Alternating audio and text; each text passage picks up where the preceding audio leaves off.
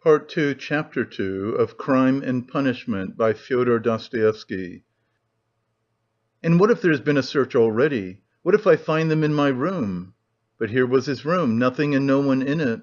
No one had peeped in. Even Nastasya had not touched it. But heavens, how could he have left all those things in the hole? He rushed to the corner, slipped his hand under the paper, pulled the things out and filled his pockets with them. There were 8 articles in all, 2 little boxes with earrings or something of the sort, he hardly looked to see, and 4 small leather cases.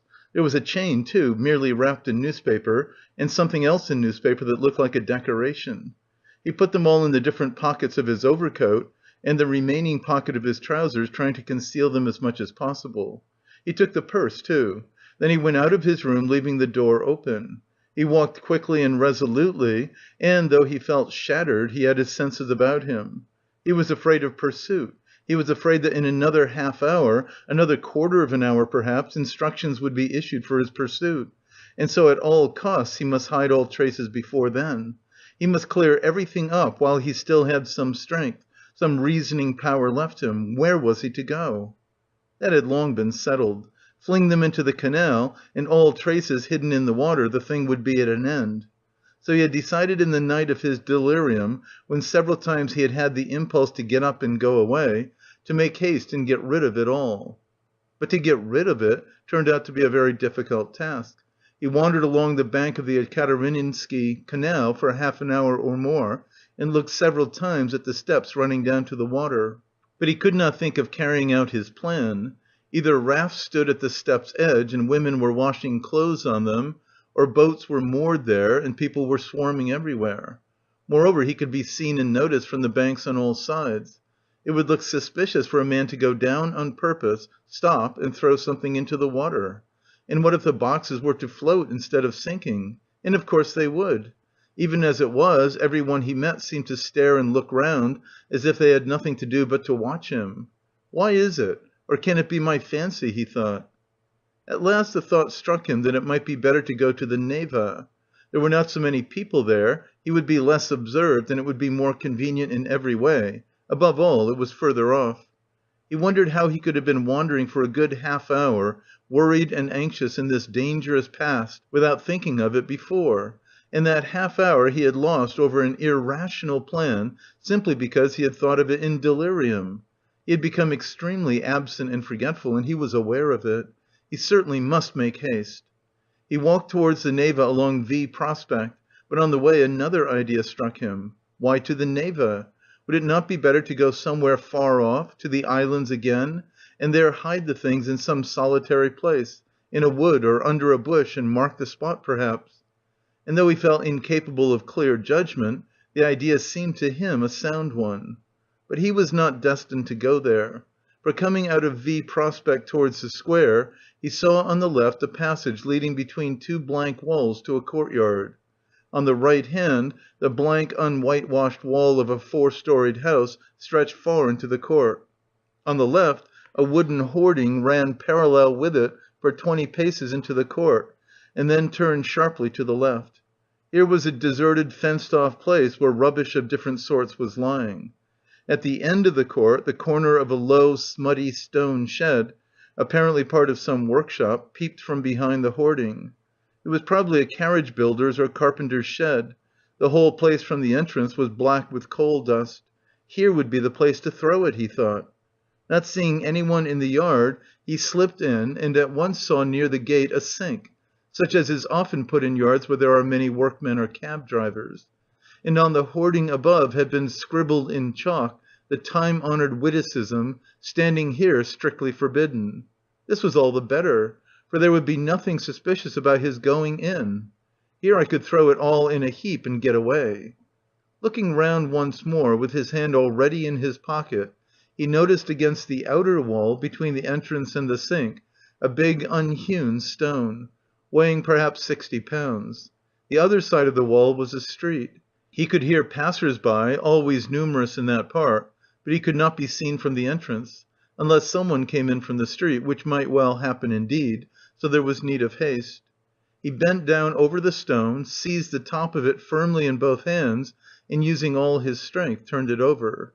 Under the stone was a small hollow in the ground, and he immediately emptied his pocket into it. The purse lay at the top, and yet the hollow was not filled up. Then he seized the stone again and with one twist turned it back, so that it was in the same position again, though it stood a very little higher. But he scraped the earth about it and pressed it at the edges with his foot. Nothing could be noticed. Then he went out and turned into the square.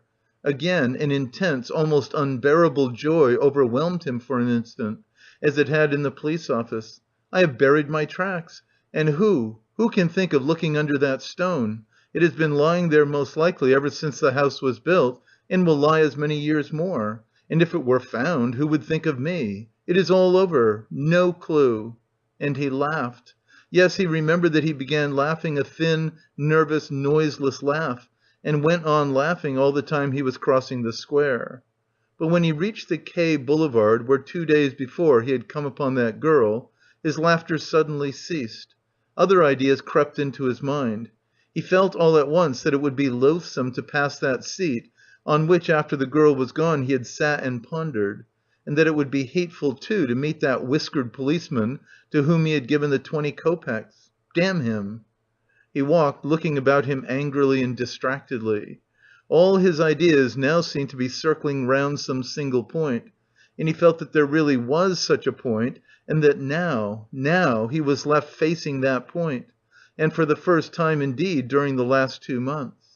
Damn it all, he thought suddenly, in a fit of ungovernable fury. If it has begun, then it has begun. Hang the new life. Good Lord, how stupid it is. And what lies I told to-day. How despicably I fawned upon that wretched Ilya Petrovitch.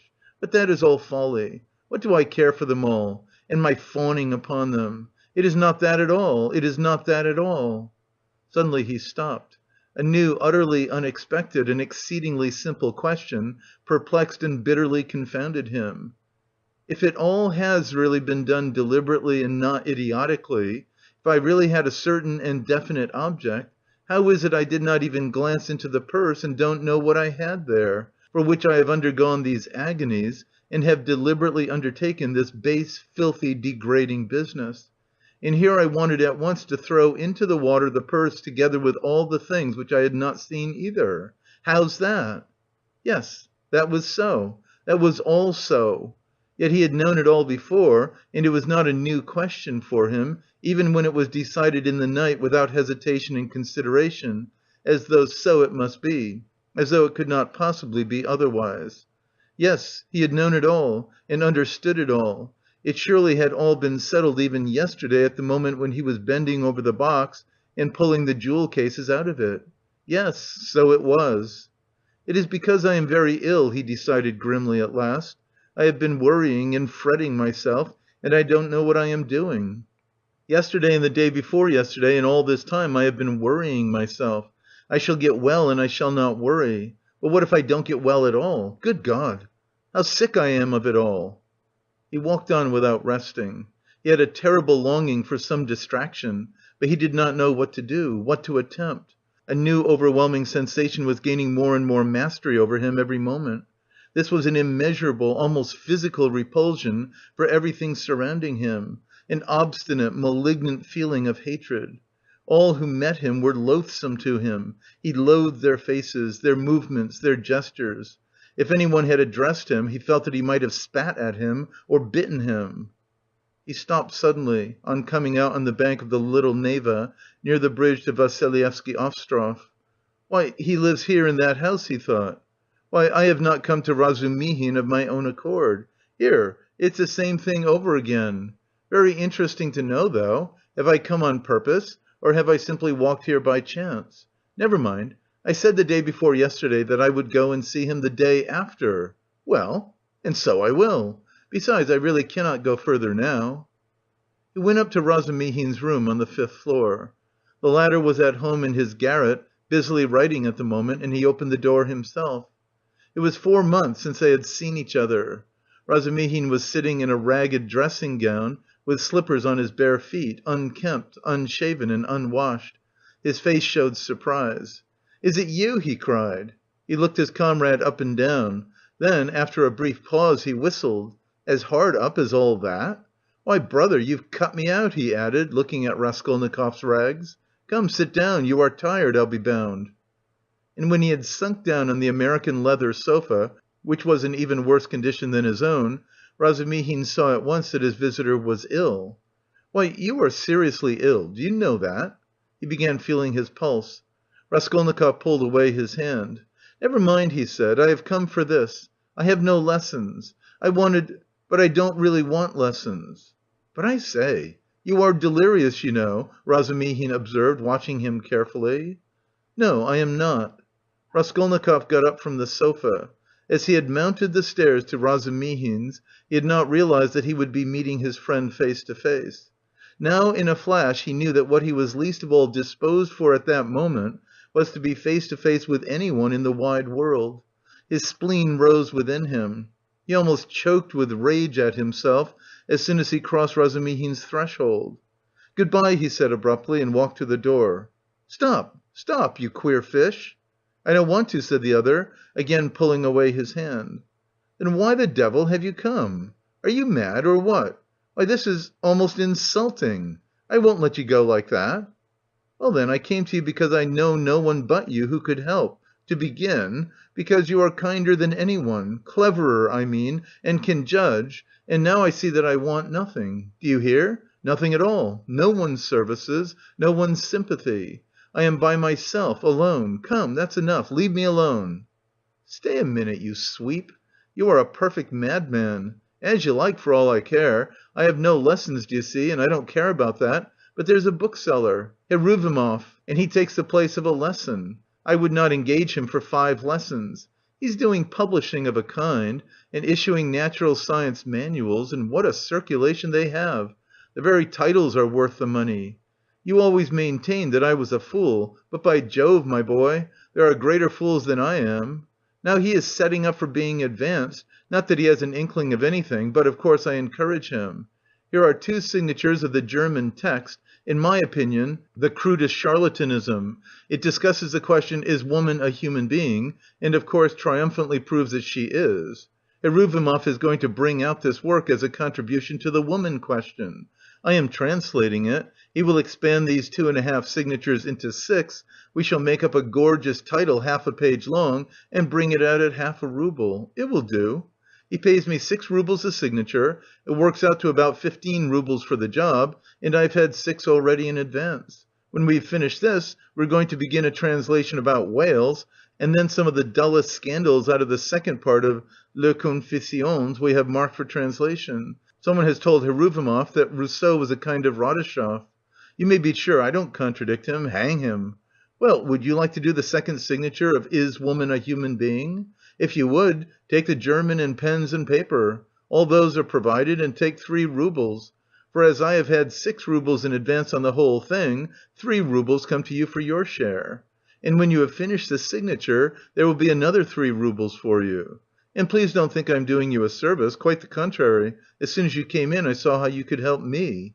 To begin with, I am weak in spelling, and secondly, I'm sometimes utterly adrift in German, so that I make it up as I go along for the most part. The only comfort is that it's bound to be a change for the better. Though who can tell, maybe it's sometimes for the worse. Will you take it?"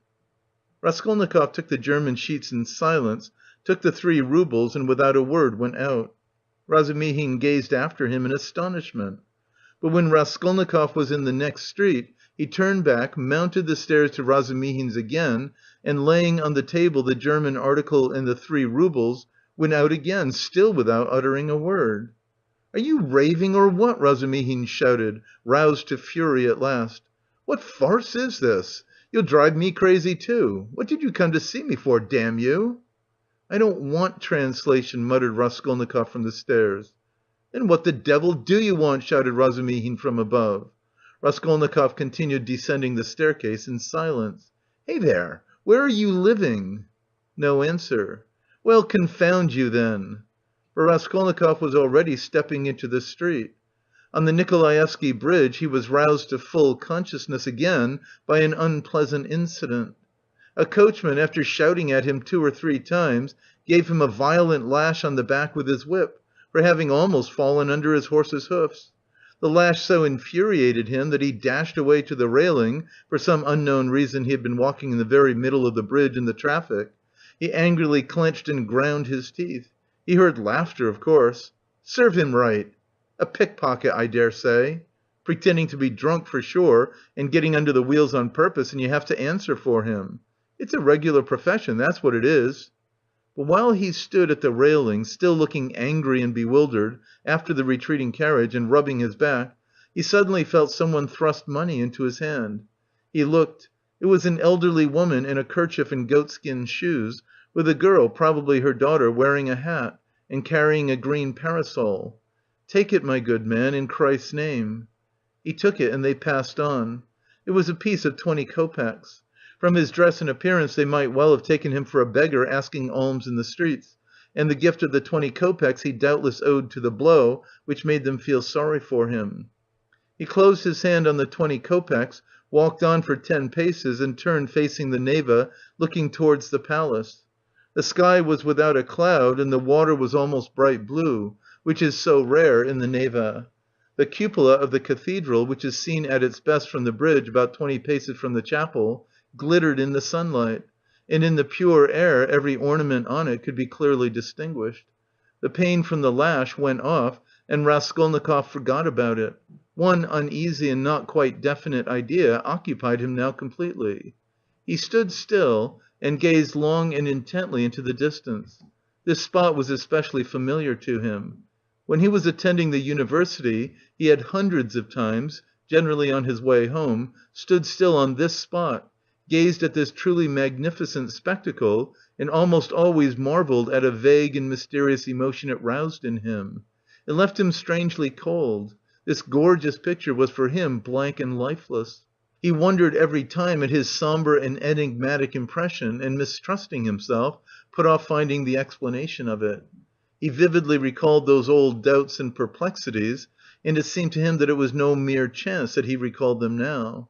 It struck him as strange and grotesque that he should have stopped at the same spot as before, as though he actually imagined he could think the same thoughts, be interested in the same theories and pictures that had interested him so short a time ago.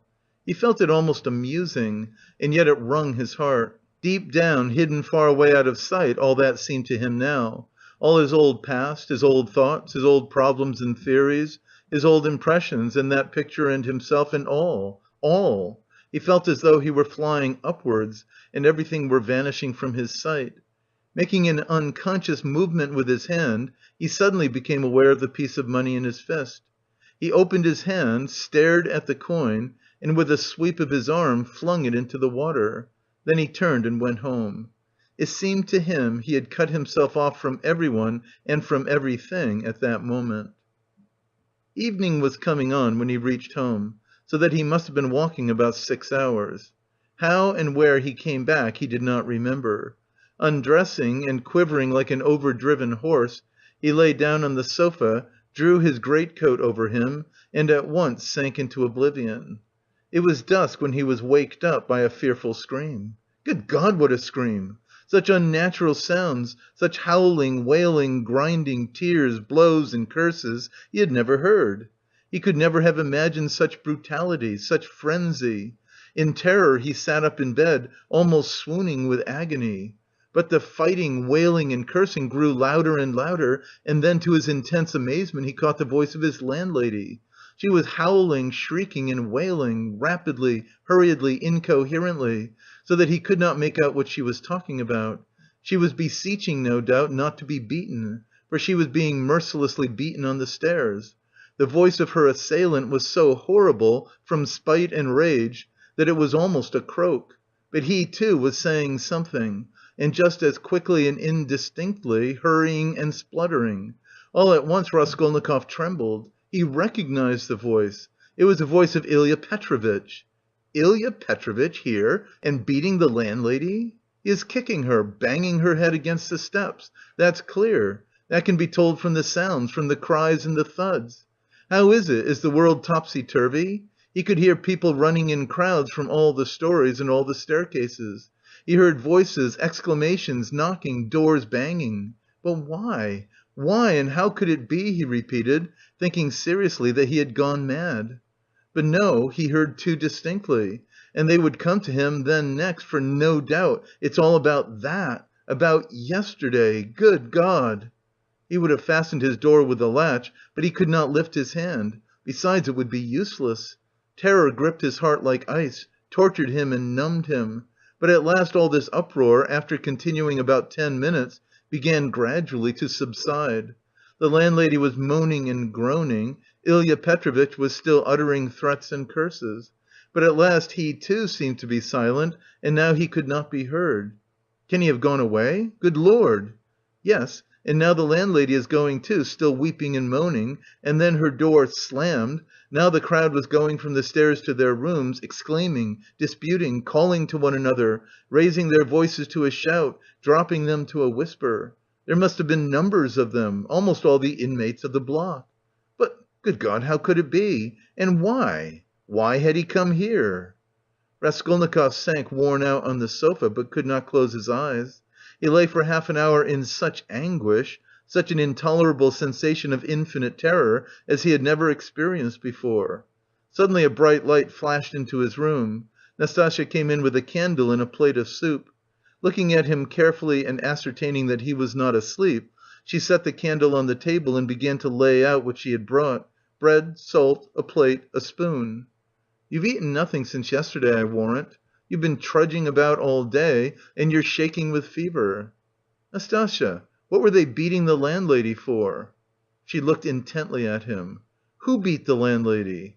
"Just now, half an hour ago, Ilya Petrovitch, the assistant superintendent, on the stairs.